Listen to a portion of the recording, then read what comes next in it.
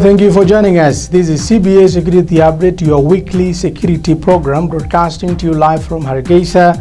My name is Yunis Dekow. In the next 30 minutes on this Thursday, the 6th of February 2020, we will take a look at some of the biggest stories in the security sector that made headlines across Somalia, Somaliland and the entire Horn of Africa. Somali police issue an international warranty for the arrest of fugitive Jubaland minister.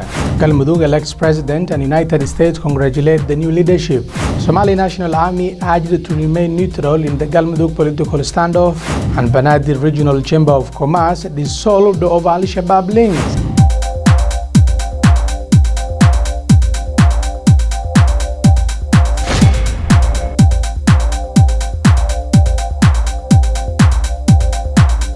Welcome to the program. We start with the Somali police, who issued an international warranty for the arrest of a fugitive minister.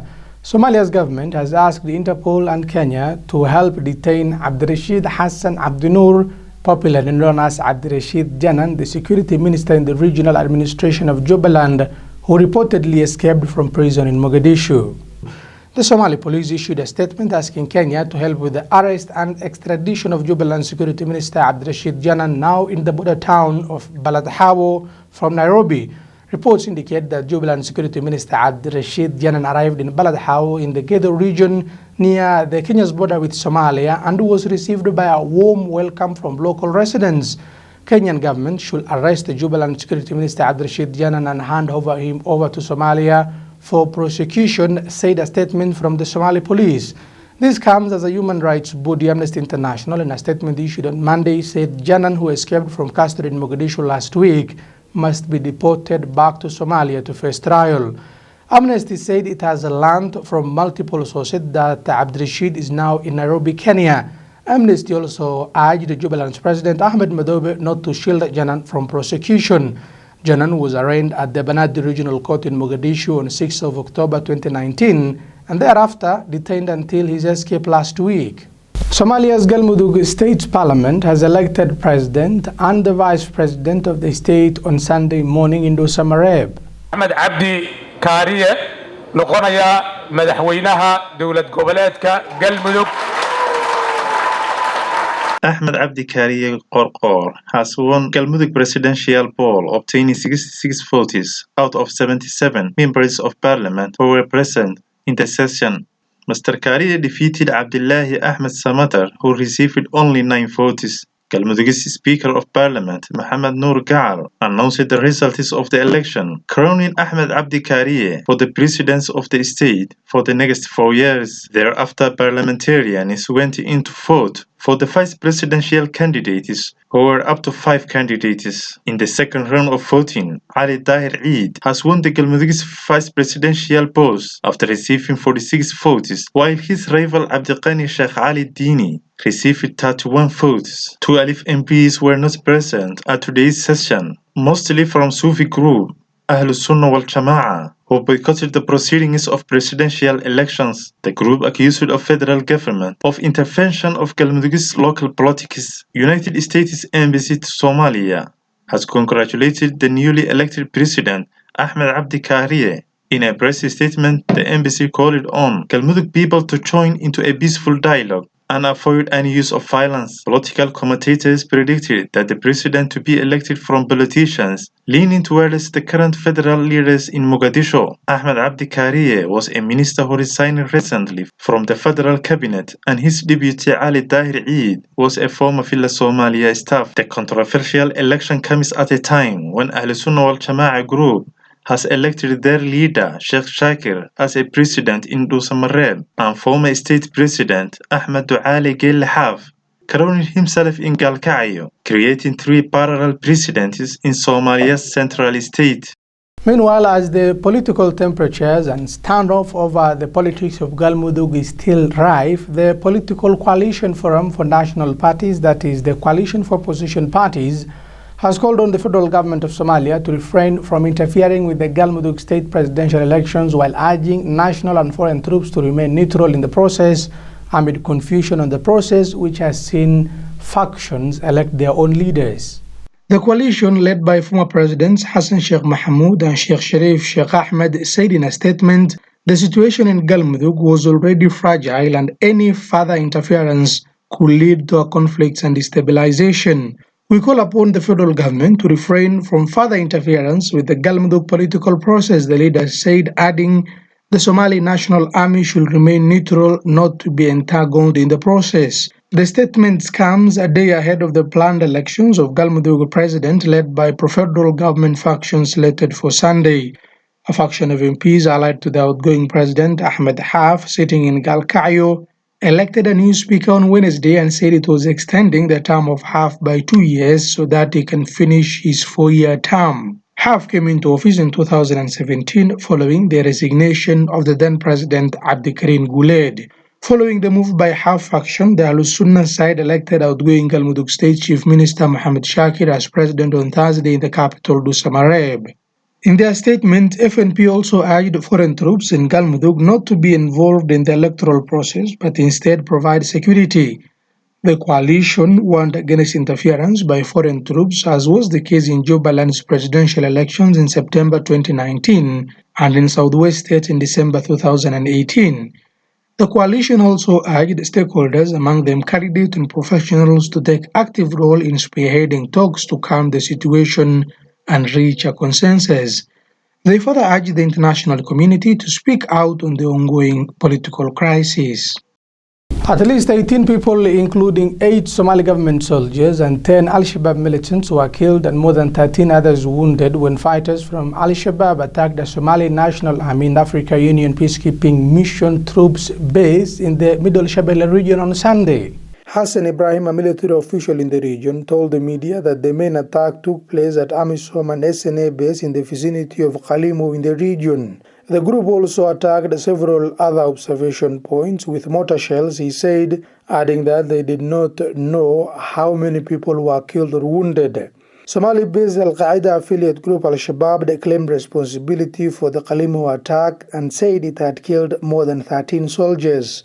The attack came a day after a deputy commissioner in Mogadishu escaped death while 2 of his bodyguards died in an IED attack Saturday morning. The deputy district commissioner Abd Nasir Hassan Ali was injured when the vehicle he was traveling in hit a landmine on a road near Hosh Market located in Darkinley district. 2 of his bodyguards were killed following the deadly explosion which extensively damaged the pickup truck they were traveling in. Al-Shabaab claimed responsibility for that attack as well. And Africa Union mission in Somalia, AMISOM, military commanders have resolved to cut another 1,000 troops from the regional peacekeeping force despite increased attacks from Al-Shabaab militants over the last 2 years.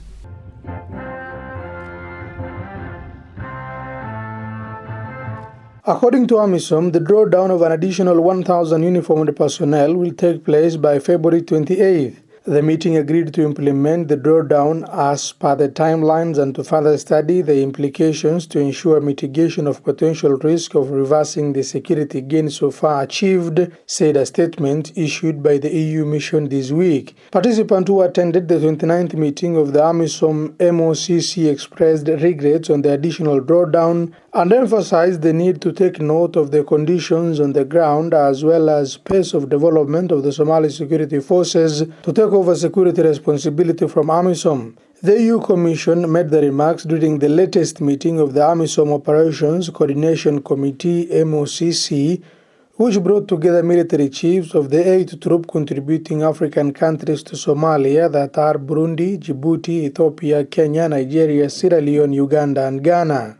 According to the AU, the military chiefs mainly deliberated on the drawdown of an additional 1,000 AMISOM uniformed personnel by February 28, 2020 as part of the AU's mission's exit strategy. The concept of operations mainly envisaged providing a structure for AMISOM's operations from 2018 to 2021 and the final phase of the AU mission's transition and its eventual exit from the troubled Horn of African country. Under a transition plan agreed in 2017, AMISOM is also required to conduct a gradual handover to Somali security forces, secure main supply routes, reduce the threat posed by Al-Shabaab and conduct targeted offensive operations, that support their transition plan, among other deliverables. And a powerful explosive hit a convoy of the Somali National Army north of the old textile factory town of Balad last week, some 30 kilometers from the Somali federal capital, Mogadishu. The blast took place at a place called Saiga and was caused by a remotely detonated roadside bomb. Early reports indicate that several soldiers were seriously wounded. No fatalities were reported, which could mean in Somalia's reporting practices, either that is the case or certain information is not disclosed to the public. Al-Shabaab, usually the prime suspect in similar occurrences, is yet to own the incident. The old Shabelle region, which is now part of the Hirshabelle federal state of Somalia, has been a consistent battleground and confrontations between AMISOM and Somali troops on one hand and the Al-Qaeda-aligned Islamist fighters Al-Shabaab on the other. The attack have become more frequent since government and AU troops supported by the US AFRICOM have shifted the brunt of their raids to Lower Shabelle of the southwest state of the federal government of Somalia and southwest of the capital Mogadishu. Thank you for being with us, viewers. Still ahead on the program, Al-Shabaab suspects ambush Kenya commuter bus. Banadi Regional Chamber of Commerce dissolved over Al-Shabaab links. AFRICOM conducts a strike against Al-Shabaab in southern Somalia. And Somalia takes full control of its airspace after foreign workers hand over responsibility to Somali nationals.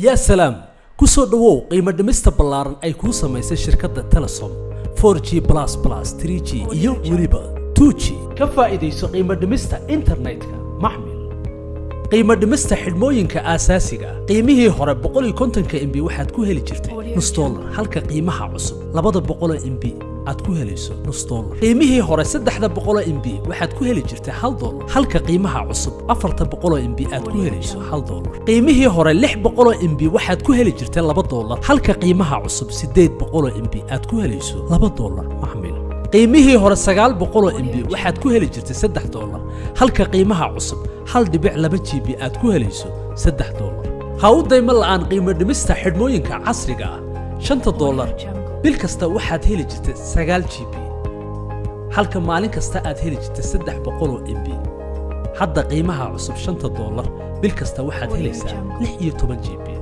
maalin kastana waxaad helaysaa 546 MB bil kasta $10 waxaad heli jirtay 20 GB maalin kasta waxaad heli jirtay 667 MB halka qiimaha cusub $10 aad heli doonto 30 GB maalin kasta waxaad heli doontaa 1 GB $15 qiimihii hore waxaad ku heli jirtay 42 GB bil kasta halka maalin kasta aad ku heli jirtay 1.4 GB qiimaha cusub $15 bil kasta waxaad ku heli doontaa 80 GB halka maalin kasta aad ku heli doonto 2.7 GB qiimihii hore $20 bil kasta waxaad ku heli jirtay 54 GB halka maalin kasta ku heli jirtay 1.8 GB qiimaha cusub $20 bil kasta waxaad ku heli doontaa 100 GB halka maalin kasta ku heli doontaa 3.3 GB shirkaddu waxay ku soo kordhisay xidhmada $25 bil kasta waxaad heli doontaa 133 GB halka maalin kasta ka heli doontaa 4.4 GB qiimihii hore $30 bil kasta waxaad ku heli jirtay 75 GB halka maalin kasta ku heli jirtay 2.5 GB qiimaha cusub $30 bil kasta waxaad ku heli doontaa 150 GB halka maalin kasta ku heli doontaa 5 GB qiimihii hore $50 bil kasta waxaad ku heli jirtay 180 GB halka maalin kasta ku heli jirtay 4 GB qiimaha cusub $50 bil kasta waxaad ku heli doontaa 210 GB halka maalin kasta ka helayso 7 GB la soco adeegyada Telesom shirkaddu waxa ay ku diyaarisay xidhmooyin cusub oo aan hore u jiri jirin xidhmooyinkan oo ah maalinle iyo toddobaadle 12 senti waxaad ku isticmaali kartaa hal toddobaad 50 MB 25 senti hal maalin waxaad ku isticmaali kartaa 200 MB hal toddobaadna 400 MB nus dollar hal maalin waxaad ku isticmaali kartaa 500 MB hal toddobaadna 1 GB hal dollar hal maalin waxaad ku isticmaali kartaa 1 GB hal toddobaadna 2 GB $2 hal maalin waxaad ku isticmaali kartaa 2 GB hal toddobaadna 4 GB $3 hal maalin waxaad ku isticmaali kartaa 3 GB hal toddobaadna 5 GB naftaada ku soo qiimo dhimista internetka ku raaxayso shabakadda isgaarsiinta ugu ballaaran Somaliland ee Telesom Maxmil ka faa'iideyso qiimo dhimista internetka Telesom mar kasta ku xidhnow shirkadda Telesom wixii faahfaahin kala xidhiidh nambarka daryeelka maxmiilka 151 maxmil كسره بريميال بانكا maxaan ka caawiyaa walaal waxaan u baahanahay inaad ii furto akooni gaar ah mastercard raaci fadlan okay walaal waan ku furayaa waxa kale oo u baahanahay akoon ganacsi waxa kale oo u baahanahay mobile banking iyo internet banking ganacsiga waxaan u rabaa POS fadlan buuxi foomkan wal ma heli karaa maalgelin ganacsi in yarsid ma heli karaa maalgelin shakhsi oo lacagta waxaan rabaa inaad ii dhigto akoonkayga bangiga caalamiga ah ee Premier Bank waxa uu ku hayaa akoon shakhsi ah mid ganacsi adeega mobile banking iyo adeega internet banking BOS maalgelinta lacagaha dibadaha loo diro iyo waxyaabo kale oo badan ku soo dhawo mudane waxaan doonayaa talabaadka ninkaas dalbaday oo dhan in la qabto haddaba ha moogaanina booqo xarunta kuugu dhow kana furo akoon hadda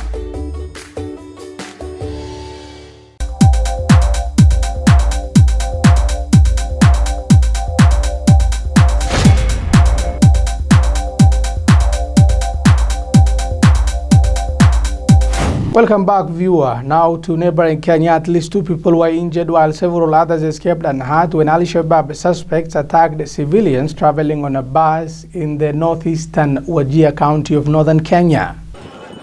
Thomas Ngwenya, the Wajir County commander, confirmed the incident that happened at 6:40 a.m. local time, saying the attackers sprayed the bus with the bullets, but the driver did not stop. The commander said, and I quote, 2 people were injured after armed attackers sprayed the bus with bullets. The 2 were injured in the legs after the driver of the bus defied orders to stop, end of quote. He said the commuter bus was operating between Qorof Harar and Hargeisa in Wajir County, northern Kenya, which is close to the Somali border. The police commander said security officers are in pursuit of the Al-Shabaab suspect believed to have crossed to neighboring Somalia. Kenya's northeastern region has borne the brunt of grenade and gun attacks in the last several years since Kenya took its troops to Somalia in 2011 to fight the Al-Shabaab militant group. Many people, majority of them non-locals or Christians, have lost their lives, with others left with permanent injuries. Although based in Somalia, Al-Shabaab frequently launches terror attacks in other African countries, most notably in neighboring Kenya. It has struck there more than 20 times in the past 5 years, killing at least 300 people. More recently, Al-Shabaab carried out several serious attacks against the government officials and against the civilians in Somalia itself. In December 2019, 79 people were killed and 149 others injured when a truck bomb detonated at a busy intersection in the capital, Mogadishu, the deadliest attack in the country in more than 2 years. Now to one of the biggest security stories in Somalia over the last 1 week. The Banadi Regional Chamber of Commerce has been dissolved over Al-Shabaab links. Banadi Regional Chamber of Commerce has been dissolved and the executive director and his deputy have been arrested by the National Intelligence of Somalia's agents over alleged link to Al-Shabaab. The Banadi Regional Chamber of Commerce is a trade organization headquartered in the Somali capital, Mogadishu. It serves as an umbrella group for the local business community in the capital. Membership is also open to international investors. Somalia's Minister of Trade and Industrialization dissolved the commerce in a letter sent to the trade organization based in the capital, Mogadishu. Minister Abdullahi Ali Hassan, in a letter signed on 25th January 2019, sent packing the chairman and his 2 deputies as well as the executive director, and have so far been arrested by NISA agents over alleged link to the militant group Al-Shabaab. The new team were elected recently by the business community in the capital, Mogadishu. Al-Shabaab have been accused to have planted individuals lenient to the group in the commerce group in a bid to advance its agenda within the government. The allegations are that the group intends to strengthen their spies within government as they seek to increase the revenue they get from the Somali capital, Mogadishu. Recently, authorities in Somalia have also detained a local singer who they say was a supporter of Al-Shabaab. Somalia's National Intelligence and Security Agency said they had arrested the singer, who was a member of a music band associated with the Banadir local government in Mogadishu. They have accused him of spying for Al-Shabaab. And now to stories on AFRICOM's airstrike against Al-Shabaab, which has increased over the last 2 weeks. The federal government of Somalia and the US have conducted an airstrike against Al-Shabaab militants in coordination with the federal government of Somalia. The US Africa Command, which is based in Djibouti, conducted an airstrike targeting an Al-Shabaab militant in the vicinity of Jilib town in Somalia on January 27th. AFRICOM said in a statement, airstrikes extend the reach and influence of government while creating conditions for development and better future for Somalis. It also added that reducing the influence and plans of Al-Shabaab benefits Somalia as well as the broader international community. Initial assessment from the US Africa Command concluded the airstrike killed one militant. In a statement, US Africa Command said it will continue to work with its partners to transfer the responsibility for long-term security in Somalia to the federal government of Somalia and its member states. Meanwhile, the federal government of Somalia, in coordination with and supported by the US government, conducted an airstrike inside Al-Shabaab-controlled Jilib town. It is reported that one Al-Shabaab-occupied compound was destroyed in that airstrike. This week has seen a number of successful military operations in and around the Al-Shabaab stronghold of Jilib town. The inability to control their own territory highlights the weakness of Al-Shabaab's grip on power, according to Somalia authority. Only a few years ago, Al-Shabaab dominated most of southern Somalia, but now they have been forced to retreat under pressure from the Somali military, Africa Union peacekeeping mission officers, and American military forces. This strike further highlights the determination of the federal government of Somalia to bring to justice the Al-Shabaab militants who have exploited the people of Somalia in their campaign of violence and fear. At the time, no civilians were killed or wounded in the attack, according to the Somali government. And still on US airstrike in southern Somalia, US military has carried the fourth airstrike against Al-Shabaab fighters in southern Somalia in less than a week. In a statement, US Africa Command said it conducted an airstrike targeting Al-Shabaab terrorists in the vicinity of Berhani, Somalia, on 4th of February 2020. According to the statement, the initial assessment concluded that the airstrike killed one militant. The mission said Somalia remains key to the security environment of East Africa, and its long-term stability is important to advancing US interest in the region. We will continue to work together on our support of the federal government of Somalia in its effort to bring improved governance, development and stability to the Somali people, the mission vowed in their statement. 2 days ago, the US Africa Command said in coordination with the Somali government, the US military conducted an airstrike targeting an Al-Shabaab terrorist in the vicinity of Jilib town. Last month, the US military bombed Al-Shabaab bases in the same vicinity in southern Somalia. The drones belonging to the US military have destroyed also a camp in Jilib town, which is the headquarters of Al-Shabaab.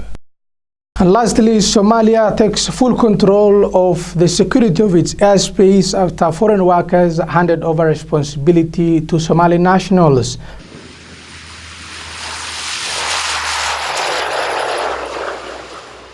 Somalia has officially fully reclaimed its airspace control, having all foreign workers in the aviation ministry handing over their responsibilities to competent Somali nationals in the capital, Mogadishu.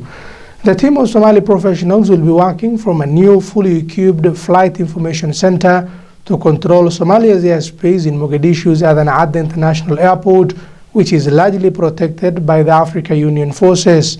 The handing over ceremony was attended by government ministers, lawmakers, foreign diplomats, security chiefs and officials of the International Civil Aviation Organization. Valentine Kiomba, who headed the outgoing team, urged the Somali government to continue with the work they started. Whatever we have started now, please continue, because we would like to see you guys, you are among the best civil aviation state within Africa. The Federal Minister for Transportation and Aviation, Mohamed Abdullahi Salad Omar, said the move came after ICAO, an NGO body under the United Nations, handed over the airspace control to Somalia. The minister appreciated the good work of the foreign workers and the ICAO organization, who he said worked tirelessly with the work in the Aviation Control Office until now that they have secured local educated staff. Maanta xafladda waxaan u qabanaynaa inaan sagootino dadkii ugu dambeeyay ajnabiga ahaa ee nala shaqeynaya. We are conducting a handover ceremony for our foreign brothers who were working with us. But it should be remembered, the team has been working with professional team of Somalis who were dedicated and very hardworking. The United Nations Development Programme, UNDP, and ICAO founded a civil aviation caretaker authority for Somalia following the collapse of government in 1991. And with that story on Somalia taking full control of its airspace after years of it being under the control of the UN, we wrap up our program. Thank you for joining us. Until we meet again, on behalf of all the team, my name is Yunis Dekow. Enjoy the rest of your viewing.